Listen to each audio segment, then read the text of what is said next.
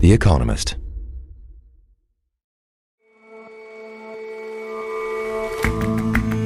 Hello and welcome to The Intelligence from The Economist. I'm your host, Rosie Bloor. Every weekday we provide a fresh perspective on the events shaping your world.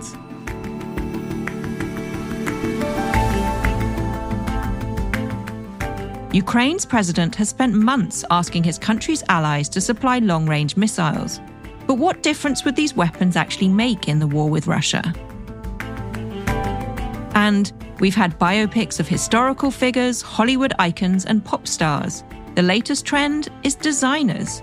Why, our correspondent asks, is showing fashionistas on screen now so, well, fashionable?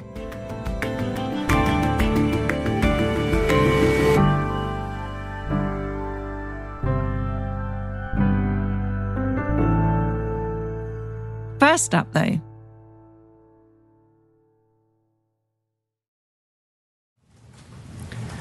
Today, the Federal Open Market Committee decided to reduce the degree of policy restraint by lowering our policy interest rate by 0.5 percentage point. This decision reflects our... Markets and pundits had been anticipating the move for weeks. And yesterday, Jerome Powell, chair of America's central bank, the Federal Reserve, revealed the decision. The Fed cut its benchmark interest rate by 0.5 percentage point to between 4.75% and 5%. It's the first cut since the pandemic, when rates were slashed. Since then, they've been on an upward path to combat raging inflation.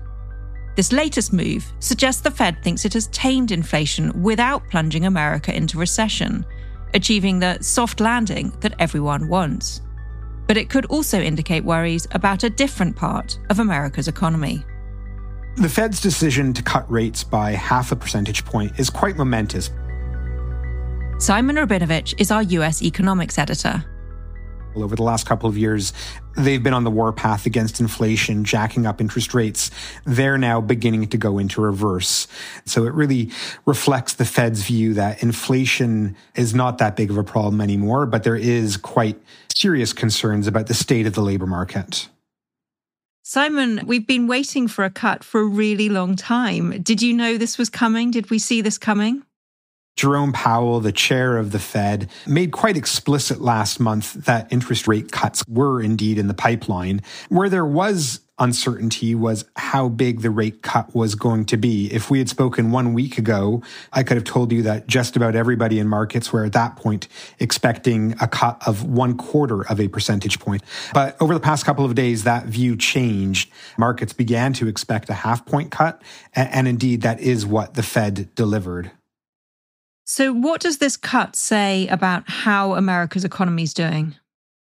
Well, I think if you looked at the cut in isolation, without hearing what Jerome Powell had to say about it, you might perceive it as a sign of concern about the state of the labor market. They could easily have done a 0.25 point cut. The fact they went for a bigger one suggests that they really think the bottom is beginning to fall out of the employment market.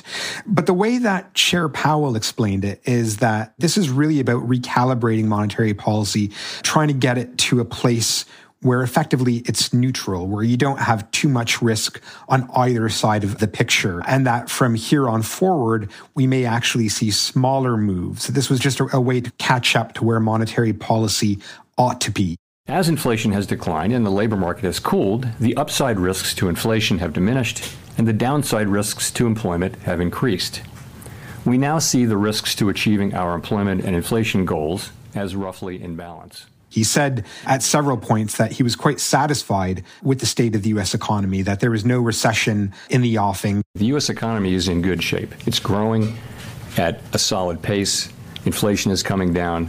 The labor market is in a strong pace. We want to keep it there. This really was intended to ensure that what is a pretty good economy stays that way. And how will the Fed's rate cut help keep the American economy strong? At the most general level, high interest rates slow an economy. They make it more expensive for businesses to invest money. They make it more expensive for consumers to borrow money. They slow down the property market. By beginning to lower interest rates, the Fed is basically taking its foot off the brakes somewhat, is beginning to ease a lot of those restraints. Now, it takes months and months for a rate decision to feed through. The economy is not going to look fundamentally different in a couple of days from what it looks like now. But it is a signal of the direction where the Fed is taking monetary policy. The Fed believes inflation is coming under control, and therefore it is time to begin to ease the restraints on the economy and hopefully ensure that the labor market doesn't weaken any further from where it is right now. And there was one dissenting voice, as I understand it, in that decision. How important is that? Yeah, that's right. There was one of 12 voting members on the rate committee who voted against the decision. It's symbolically interesting because this is the first time since 2005 that a member of the rate setting committee at the Fed has voted against the decision. Typically, there's utter unanimity. In the grand scheme, it's an 11-1 vote. That's still an overwhelming decision to cut by half a percentage point. But I think what that reflects is that behind the scenes, there really was quite an active debate within the Fed about whether to cut by a quarter point or by a half point, just as there was a big debate within markets about what the right size of the cut was going to be. So do you think we'll see more interest rate cuts? And when would we see these? By virtually any metric, interest rates in America are still relatively tight. I mean, the Fed believes that in the long run, interest rates should be closer to 3%, and right now they're sitting on 5%. So in the coming years, we will see more rate cuts. The question is, how quickly will those rate cuts come? How aggressive will the Fed be in the coming months? What the Fed laid out with its projections for the economy is that you will see inflation continuing to tick down in small increments and the labor market weakening a little bit further. And if those two basic goals are hit, then they're basically setting things up for a step-by-step, small incremental reduction in interest rates to hit that 3% level. The point with that picture, though, is that there's two basic parameters for the Fed when it makes its decisions. One is inflation, and the other is the unemployment picture. Mr. Powell was at pains to stress that if the unemployment rate goes up quite sharply and inflation actually looks like it's really slowing much more than people had been expecting, we could well see another half-point cut at the next Fed meeting, which is going to be in early November, 2 days after America's presidential election. If, however, inflation proves to be persistent and we get a series of really strong job market reports, then it's entirely possible that the Fed will just keep rates where they are right now. You know, if I were a betting person, I would say, yeah, probably next meeting they'll cut by a quarter point. But as Mr. Powell himself said, that is not decided at this point in time. Simon, I'm delighted you reminded me that it's an election year. How might this decision to cut rates affect either presidential campaign? Well, the Fed was in a damned if you do, damned if you don't position. If they had opted for the smaller cut, the quarter point, a lot of Democrats would have been furious, believing that the Fed was taking undue risks with the economy in the lead up to the election. Having gone for the bigger rate cut, though, a lot of Republicans, including Donald Trump, will not be pleased. They'll believe the Fed is playing politics, that this is trying to deliver a boost to the markets, and that therefore this is something that's being done to boost Kamala Harris's chances. Mr. Powell stressed yesterday, as he has stressed on many occasions, that the Fed is an independent institution. We do our work to serve all Americans. We're not serving any politician, any political figure, any cause, any issue, nothing. It's just maximum employment and price stability on behalf of all Americans. But of course, inevitably, any Fed decision would have been a lightning rod or political criticism, given where America is right now in the election cycle. Simon, thank you so much for talking to me. My pleasure, Rosie. And if you want to hear more about the election, and let's face it, who doesn't? We've made our US politics show Checks and Balance free to all listeners until October the 6th. Every Friday, John Prideaux and his co-host take on one big theme in American politics. Tomorrow, could Trump contest the election result?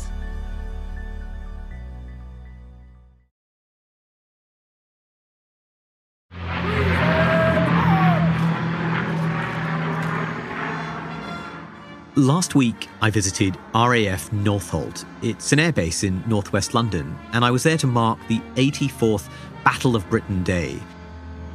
Shashank Joshi is The Economist defence editor. It's the country's annual commemoration of the Royal Air Force's successful resistance to the biggest ever Nazi raid on London. And it was a really poignant moment. A Lancaster bomber circled ahead, an RAF band played, and the Chief of Air Staff took the salute. The memorial seemed oddly resonant to what we're seeing today, of course, on the other side of Europe.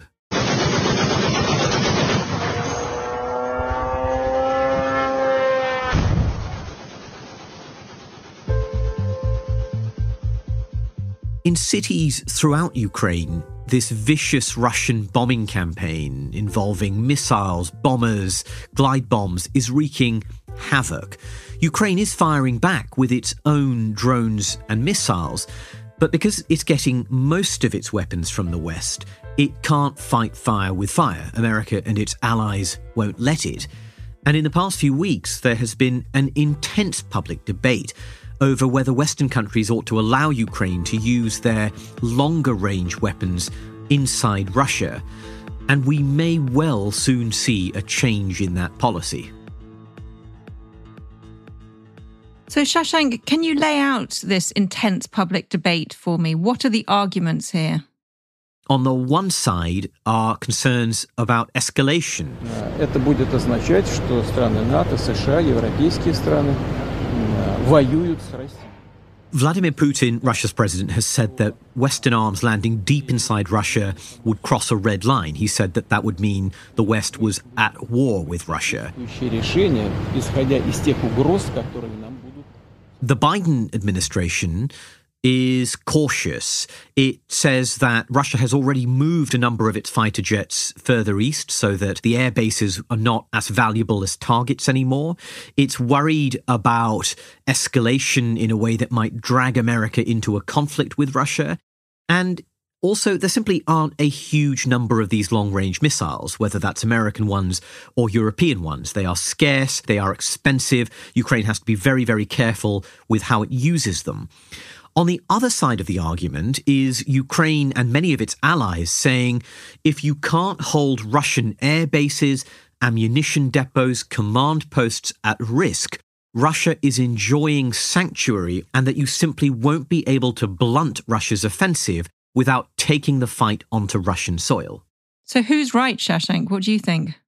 I think that as so many times in this conflict, Rosie, we've obsessed over one game-changing weapon. And one weapon is never game-changing. You know, F-16s are not game-changing. Long-range rockets are not game-changing. Long-range missiles won't be game-changing. And it is true, I think, as the Americans argue, that Russian aircraft have been probably moved out of range. However, I think it is also clear to me there are still a lot of Russian targets that would be within range. And to give you a sense of the range of an American ATACMS ballistic missile, which is one of the weapons we're discussing here, that's about 300 kilometers. So to be clear, you know, we're not talking about striking Moscow. We're talking about striking Russian command posts and barracks and depots within a couple of 100 kilometers of the Ukrainian border. And I think that would undoubtedly have some military benefit, and it would undoubtedly ease some of the pressure on Ukraine's beleaguered forces inside eastern Ukraine. So, Shashank, just explain to me exactly what missiles we're talking about here then. We're really talking about two types of missiles. One of them is called ATACMS. That's an American ballistic missile. Ballistic means it goes up and down in a kind of ballistic arc. And the other one is called Storm Shadow. This is an Anglo-French cruise missile. The French called it Scalp.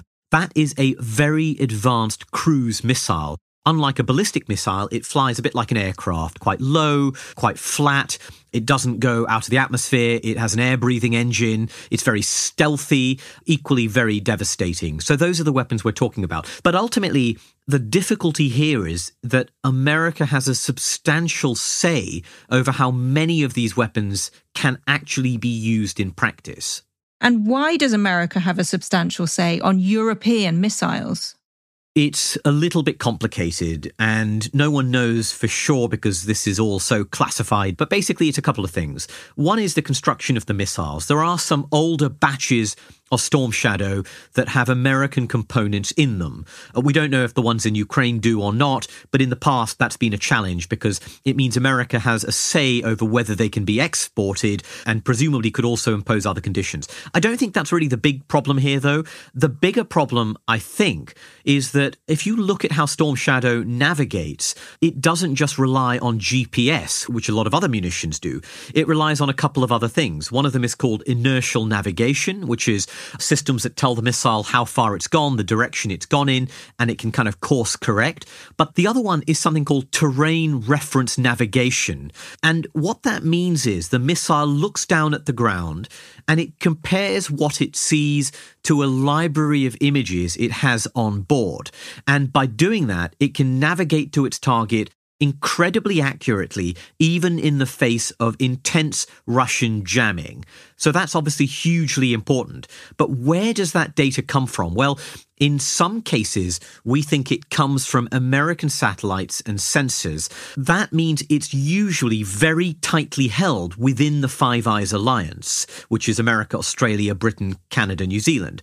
Now, Rosie, the missile's still going to fly without that up-to-date data. But if you want it to be maximally accurate and you want it to really be sure of overcoming Russian defenses, you need that American data in many cases. And I think that is really what these ongoing discussions and debates are about. So if the ultimate decision about whether these missiles can be provided, both the hardware and the software, comes down to the US, do you think that American concerns about escalation can be overcome? I think they can be. We've already seen America give permission to Ukraine to use some of its more basic short-range weapon systems on Russian soil to repel a recent invasion of Kharkiv in the northeast of Ukraine. And American military equipment has also been used in Kursk province during Ukraine's recent offensive. I also think the concern here, Rosie, it's not really about direct retaliation. It would be pretty stupid for Putin to attack NATO directly unless he's totally desperate, because it would end very badly for him. I think what people are more concerned about is other kinds of retaliation. That could be an intensification of the Russian sabotage campaigns that we've been seeing in Europe that have been going up and up. But it could also be what experts call horizontal escalation, which is to say the same thing done somewhere else. And in particular, we know that Russia has had military intelligence officers inside Yemen working alongside the Houthis, who are an armed group that's been firing Iranian-made missiles at shipping in the Red Sea in solidarity with Palestinians in Gaza. And the concern is they could provide the Houthis with more advanced missiles. I think another concern is that Russia could also transfer knowledge that might help with Iran's missile or nuclear weapons program. And we know that the US and the UK have been discussing intelligence suggesting troubling elements of that in recent days. I think that that would be a pretty drastic step by the Russians, but obviously you can't rule out that they would be willing to take some fairly risky steps in response. Shashank, there's a clock on this with winter coming, Ukraine in a tight spot, and the presidential election. When are we going to get any kind of result? Well, Zelensky's going to the United States this week. We've just seen Keir Starmer, the UK Prime Minister, talking to Joe Biden. Discussions are clearly at a very advanced stage. Some people think that really a decision has been made already. What I think is clear, though, is that we shouldn't expect a big public announcement. There's already a concern that all this public debate has allowed the Kremlin to seize the narrative, to get its threats into the public domain before anything's happened. I suspect that if a decision is made, and I think we probably are eventually going to see permission granted for these weapons to be used, if that happens, I think the first we are going to know about it is going to be a big, bad explosion on Russian soil. Shashank, thank you very much. Out with a boom. That's right, yeah. Thank you so much for having me again.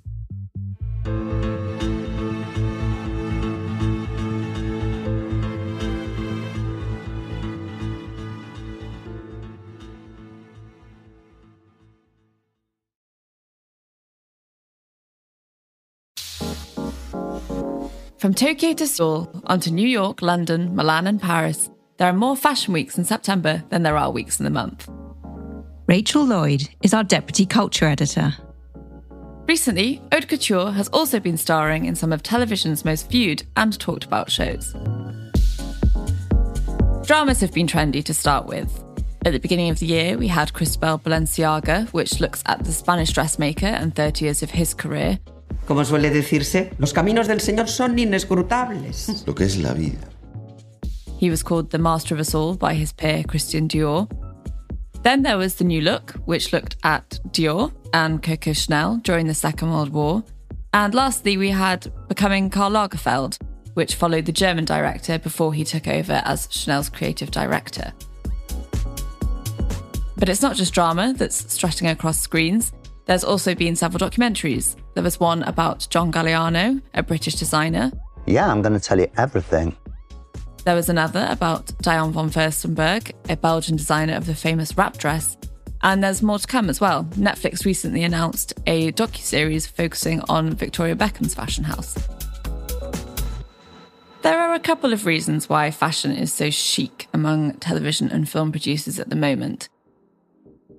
One of them is just a pure storytelling perspective. This is an industry populated by creative, talented people who often rub up against their fellow designers, against their financiers, against their colleagues.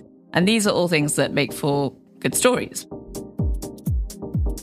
At the same time, fashion is very visual, and so it lends itself to an on-screen depiction. You can see a dress come to life in a very visually appealing and beautiful way.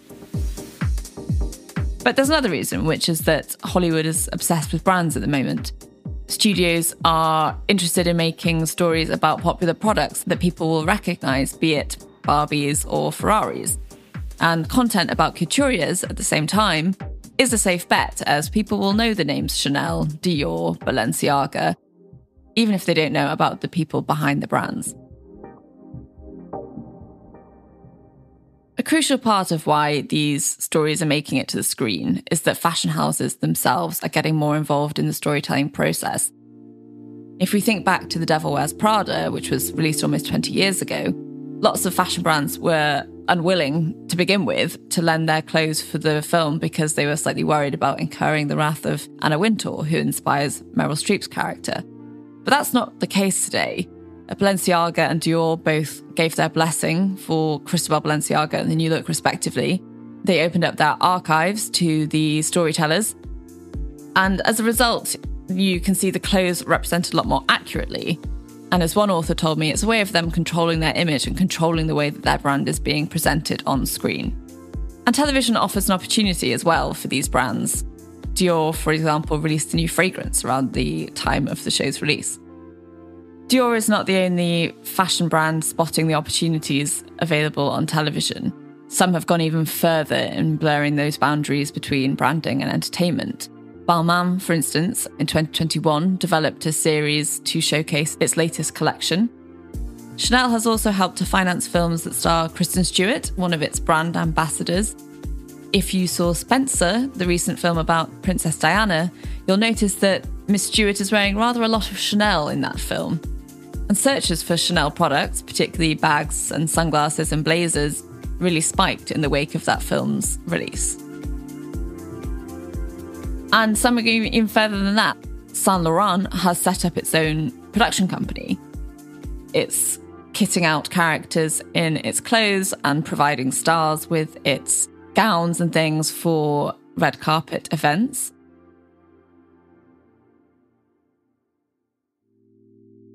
This trend and the wealth of entertainment about fashion brands reflects the changed media landscape.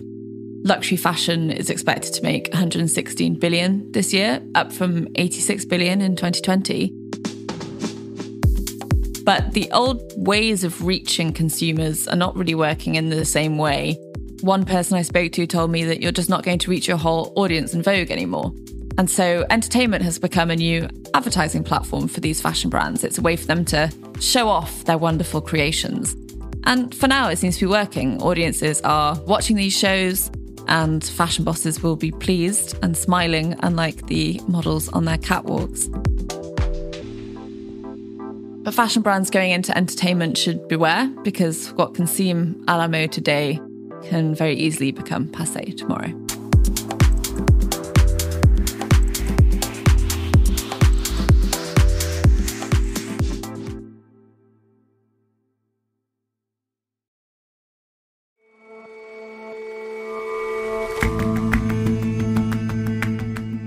That's all for this episode of The Intelligence. Let us know what you think of the show. You can get in touch at podcast@economist.com. We'll see you back here tomorrow.